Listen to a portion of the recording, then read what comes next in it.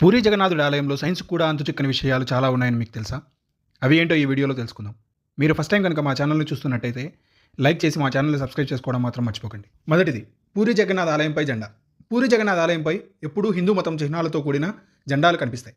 ఇందులో ఆశ్చర్యం ఏముంది అనుకోకండి, అసలు రహస్యం ఇక్కడే ఉంది. ఈ జెండాలు గాలి వీచే దిశలో కాకుండా వ్యతిరేక దిశలో రెపరెపలాడుతూ ఉంటాయి. దీని వెనుక రహస్యం శాస్త్రవేత్తలు కూడా కనిపెట్టలేకపోయారు. రెండవది, సుదర్శన చక్రం. 20 అడుగుల ఎత్తు, టన్ను బరువు గల సుదర్శన చక్రాన్ని పూరీ జగన్నాథ్ ఆలయంపై బాగానే ఏర్పాటు చేశారు. ఆశ్చర్యకరమైన విషయం ఏంటంటే, పూరీ పట్టణంలో ఏ మూల నుండి చూసినా ఈ సుదర్శన చక్రం కనిపిస్తుంది. ఆలయంపైన ఈ చక్రాన్ని ఉంచిన తీరు ఒక ఇంజనీరింగ్ మిస్టరీగానే మిగిలిపోయింది. ఏ వైపు నుంచి మీరు చూసినా అది మీకు అభిముఖంగా ఉన్నట్లు కనిపించడం విశేషం. మూడవది, ఆలయంపై నుండి విమానాలు, పక్షులు ఎగరవు. ఈ ఆలయంపై నుండి విమానాలు, పక్షులు ఎగరపోవడం ఆశ్చర్యకరమైన విషయం. దేశంలోని ఏ ఆలయంలోనూ ఇటువంటి అంశం కనిపించదు. ఏ ప్రభుత్వము దీనిని నో ఫ్లయింగ్ జోన్గా ప్రకటించలేదు. ఏదో తెలియని అతీత శక్తి కారణంగా ఇది నో ఫ్లయింగ్ జోన్గా పరిగణించబడుతోంది. దీనికి ఇప్పటికీ శాస్త్రవేత్తలు వివరణ లేకపోవడం రహస్యంగానే మిగిలిపోయింది. నాలుగవది, ఆలయ నిర్మాణం.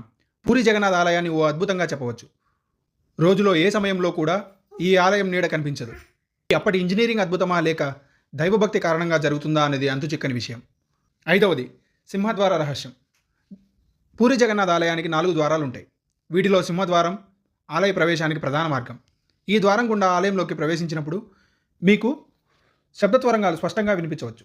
ద్వారం నుండి కాస్త వెనుకకు నడిచి బయటకు వస్తే ఆ శబ్దం మీకు వినిపించదు. ఇది భక్తులకు ఓ అద్భుతంగా అనిపిస్తుంది. ఇటువంటి అద్భుతాలు పూరీ జగన్నాథ్ ఆలయంలో చాలానే ఉన్నాయి.